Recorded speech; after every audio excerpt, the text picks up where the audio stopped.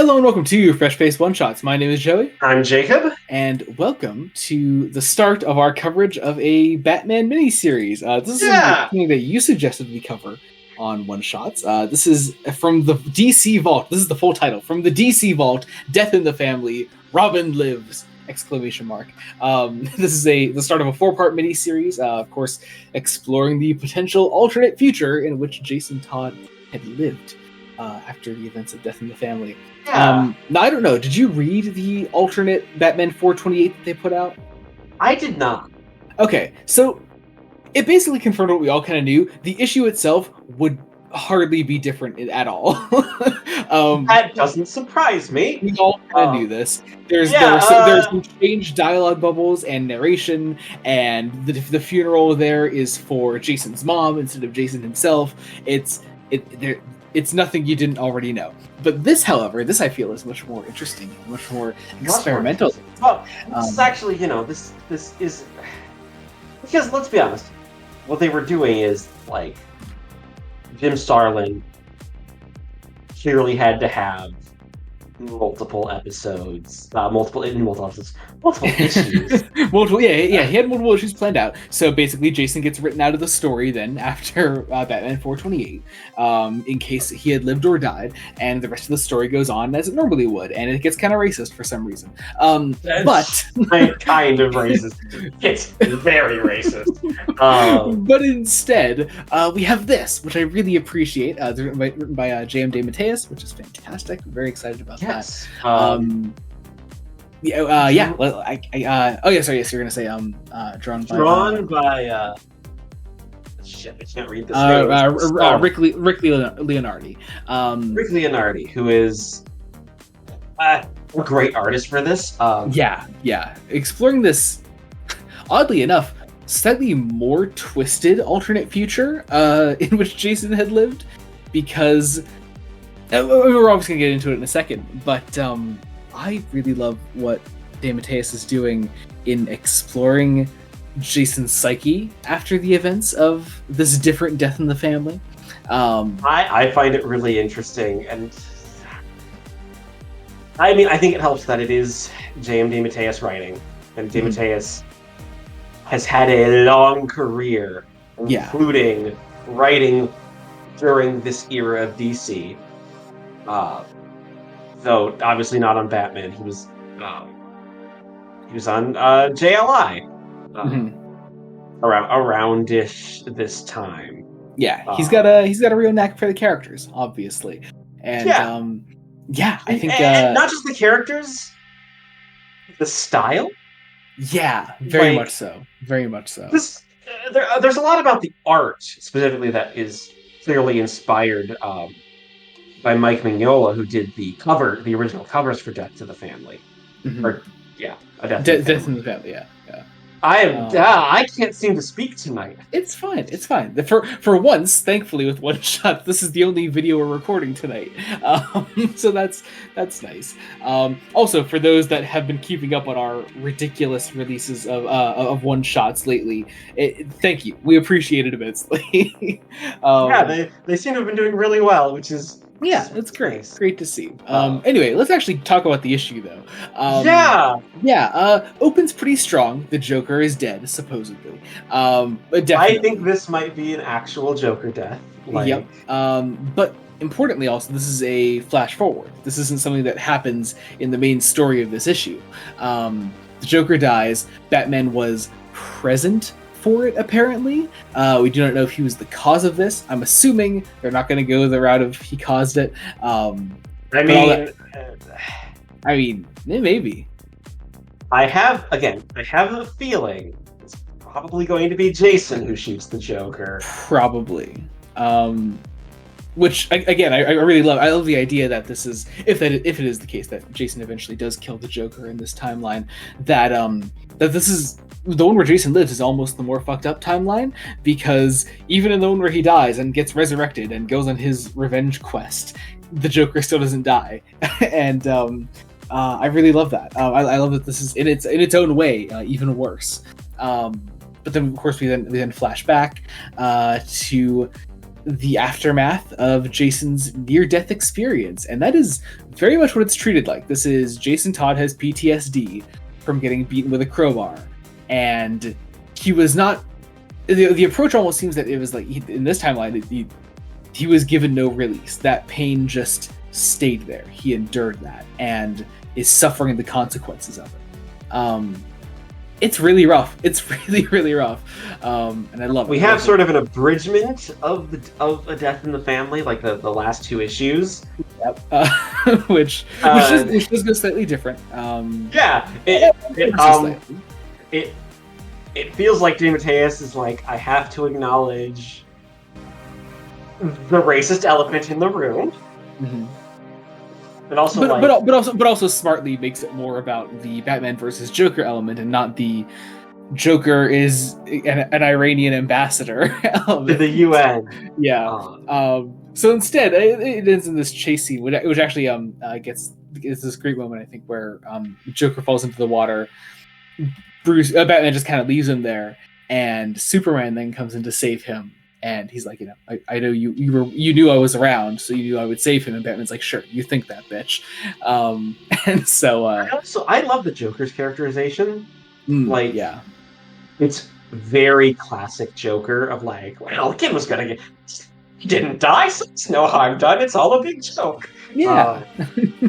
It's so good. But we then, I actually really like the scene then with the guy running Arkham Asylum here, that this idea that that like Joker can actually be psychoanalyzed, and the idea that, more importantly here, that Batman has actually given up hope, like trying to understand him, which I think is really, really interesting. Just cool. We then get our first glimpse of how Jason is sort of handling his life after near death. And seeing he's Jason Todd, so he was always sort of angsty in the first place, but even angstier now, because he just kind of wants to be left alone, wants to isolate himself. I think it's because there are 3 people influencing Jason's life in this issue directly and trying to help him. Mm-hmm. Bruce, Alfred, and Dick. Yeah. It helps. Bruce is doing more damage. Yep. Alfred is trying, but yeah. But I think it's telling that the one that is clearly what is being written as the most effective here is Dick Grayson visiting Jason. So we're playing on, a mix of the pre and post crisis Jason Todd of really looking up to Dick Grayson, and very much the idea. Like, I know there's at least one version where it's very much passing the mantle. I love this scene. I love the perspective. I love that a lot of this issue is told through just this narration. Mm-hmm. And I love what Bruce does to try to help, and the way that it backfires. Mm-hmm. Honestly, of course, I'm sure to the therapist here. We meet Dr. Sarah Dev, who narrates this entire issue, and is implied to eventually, throughout the course of this story, learn that Bruce and Jason are Batman and Robin. Which I'll be fascinated to see how they handle that in future issues. But then we see Jason's sort of lashing out in his own way by trying to go after the Scarecrow himself. I mean, what causes it is Jason. Honestly, it's probably important to note that this is set in the 80s. Yeah. So Jason's reaction to getting a psychiatrist called on him is, "Oh, you're going to send me away? Is that it?"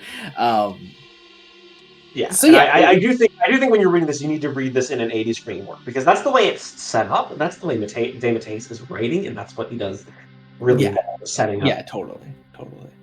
But yeah, then in his so as I said, he goes after tries to go after the Scarecrow himself. Does not go well. He's not able to handle the Scarecrow on his own. Gets hit. I love the use of the Scarecrow. Like, oh, this is a character you definitely want to use. And I mean, I know a character who's been used with Jason Todd before in other media. surprisingly. But also, I really love this bit that when Jason does get hit with the fear gas. I really want to call out Rick Leonardi's art here when he does get the chance then to recreate the famous crowbar panels to make it look more twisted than it looked originally. Joker looks far more demonic, let's say, far more wild, and really portrays the events as Jason perceived them. How horrifying that was for him, which I think is why it's smart that we have an artist like Leonardi on this, because he's not. Well, it's written very much in an 80s style. It is not drawn that way necessarily, not at all times at least. So I will say it's drawn in a sort of a late 80s, early 90s style, but not I would say not the 80s DC house style. Like definitely. Like because Jim Aparo. This is not Jim Aparo, yeah. Yeah. This is more. Maybe it's unfair to call it Vertigo-esque. Yeah, almost Vertigo-esque. Yeah. I mean, it's clearly taking influence from Mike Mignola, but bits of it feel like certain issues of Sandman, in a lot of ways. I also love that DeMatteis remembers Jason's mother. Because so in this sort of fear-induced state, Joker is killed eventually by Jason's mom, and Jason is supposedly saved for a moment until his mother begins to literally decompose in his arms. She turns into a skeleton. Jason curls up on the ground and just kind of he's not able to fight anymore. So Batman has to come in and save him. And we end in this really sad note that again I'm just fascinated to see where this goes. But this idea that when he saves Jason, Bruce becomes even more overprotective, and the final line of this being that he promises he's never going to let Jason go. And that is where the first issue ends. And I am so interested to see where this goes. I'm really excited.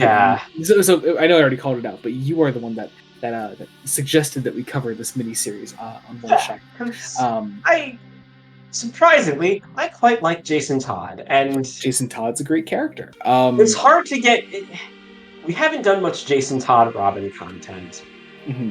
Well, there's not a ton of noteworthy Jason Todd Robin content to cover, unfortunately. Yeah, I'm sure at some point we could maybe do some of the pre-Death in the Family run. If DC ever collects nicely the pre-Crisis Jason Robin stuff, that might also be interesting. They're starting to do that with DC Finest. The Year 1 and 2 collection is also going to have our first reprinting in a long time of Second Chances. So, I didn't realize. Look at the listings. The issues are included in that. So. It's if we're done with this, I need you to send me that listing. Yeah, sure thing. I don't think it's the entire trade, because they're doing it sort of the Marvel Epic Collection style of this is a specific couple of years for this character, so those issues are included in that collection. But yeah, it's the main Second Chances story. So yeah. Okay. That'll be that. Yeah. Yep. Yep. Definitely. But yeah, I think that about does it. What a great first issue. Very excited to see where that goes. And I think otherwise check out other Fresh Face one-shots that we do. We've been covering Superman by Joshua Williamson, Wonder Woman by Tom King, Batman the Brave and the Bold by various artists and writers. And then we were also covering the Summer DC event of 2024 with Absolute Power by Mark Waid. We're covering the main issues, and of course, because we already covered Superman and Wonder Woman, we'll be talking about the tie-ins, the tie-in to Absolute Power there.